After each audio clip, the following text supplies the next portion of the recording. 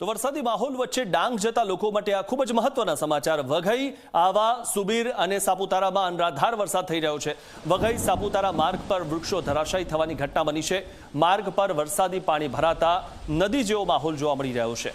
અનેક જગ્યાએ પાણી ભરાતા વાહન ચાલકો હેરાન પરેશાન થઈ ઉઠ્યા છે। તો વઘઈ સાપુતારા હાઈવે પર ટ્રાફિક જામની સ્થિતિ પણ સર્જાઈ છે। પ્રશાસને વાહન ચાલકોને સાવચેતી સાથે મુસાફરી કરવાની પણ ખાસ અપીલ કરી છે।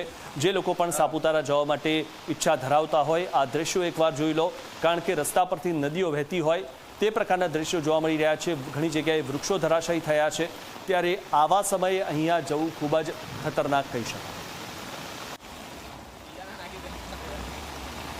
હવામાન વિભાગની આગાહી અનુસાર આગામી 4 થી 5 દિવસ સુધી ડાંગ જિલ્લામાં ભારે વરસાદ વરસવાની અને કેટલાક છૂટા છવાયા સ્થળોએ વીજળી પડવાની પણ સંભાવના વ્યક્ત કરવામાં આવી છે।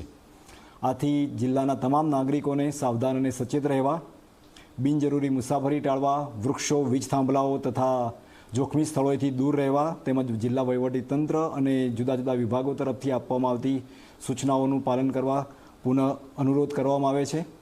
આજે સવારથી જિલ્લામાં પડેલા ભારે વરસાદને કારણે જિલ્લાની શાળા કોલેજોને સ્થાનિક પરિસ્થિતિને ધ્યાને રાખી અને બંધ રાખવા માટે જિલ્લા શિક્ષણાધિકારી, જિલ્લા પ્રાથમિક શિક્ષણાધિકારીને જરૂરી સૂચનાઓ પણ આપવામાં આવી છે।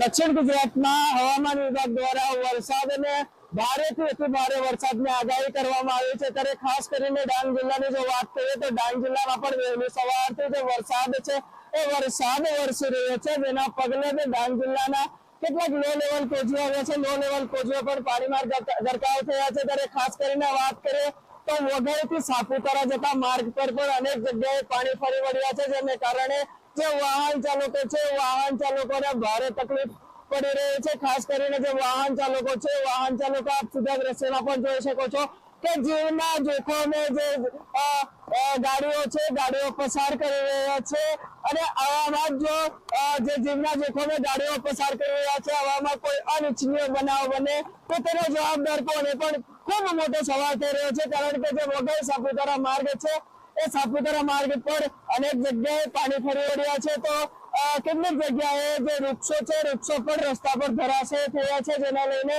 ભારે હાલાકીનો સામનો કરી પડી રહ્યો છે। આપ સીધા દ્રશ્યમાં જોઈ શકો છો જે ગાડીઓ છે ગાડીઓ જીવના જોખમે અહીંથી પસાર થઈ રહી છે।